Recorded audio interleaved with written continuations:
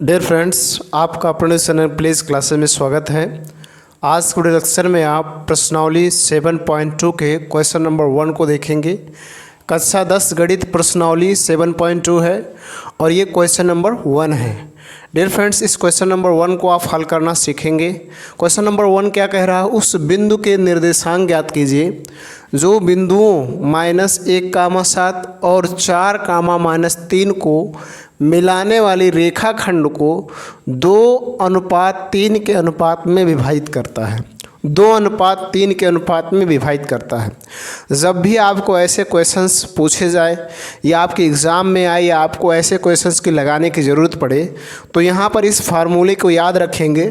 एक फार्मूला होता है, क्या होता है, M2, क्या होता है, M2x1 + M1 x2 by M1 + M2, और फिर आपका कामा होता है, देखेंगे ध्यान से, M2 y1 + M1 y2 by M1 + M2।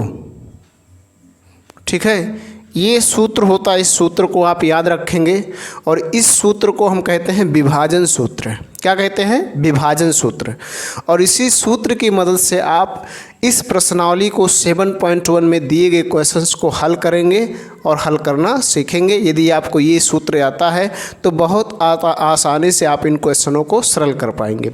इसको याद करना भी बहुत इजी है। देखिए, M2 यानी जब M के साथ 2 लिखेंगे तो X के साथ 1 लिखेंगे, जब M के साथ 1 लिखेंगे तो X के साथ 2 लिखेंगे। सेम कंडीशन यहाँ पर भी है, M के साथ 2 तो Y के साथ 1 और M के साथ 1 तो Y के साथ 2 लिखेंगे और बटे करेंगे M1 + M2 दोनों में। ठीक है, M1 + M2, इसी फार्मूले से हम इनको सरल करेंगे। अब बात समझिएगा, यहाँ जो M2 और M1 है ये क्या है, ये अनुपात है। ये जो M1 M2 है ये पहला अनुपात को हम M1 कहते हैं और दूसरे अनुपात को हम M2 कहते हैं। ठीक है, और X2 और X1 क्या है, X1 ये है और X2 ये है, Y1 ये है और Y2 ये है। इसी पर रखेंगे तो हमें उस बिंदु का निर्देशांक पता हो जाएगा जिसको ये 2:3 के अनुपात में विभाजित करते हैं। तो डियर फ्रेंड्स, अब क्या करेंगे, यहाँ पर सबसे पहले हल डाल देंगे और हल डालने के बाद लिख देंगे क्या, दिया है।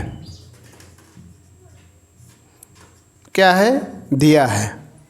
ठीक है, दिया है, इससे हम लिखेंगे x1 का जो मान है ये -1 है और x2 का मान जो है ये 4 है।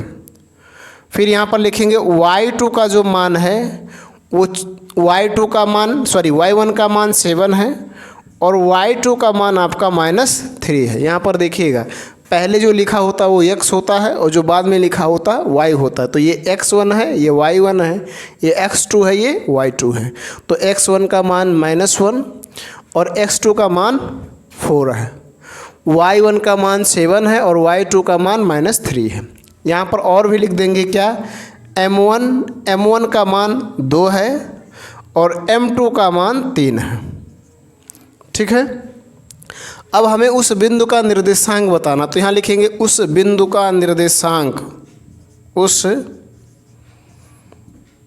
बिंदु का निर्देशांक, उस बिंदु का निर्देशांक क्या होगा, वही फार्मूला लगाना है, विभाजन सूत्र।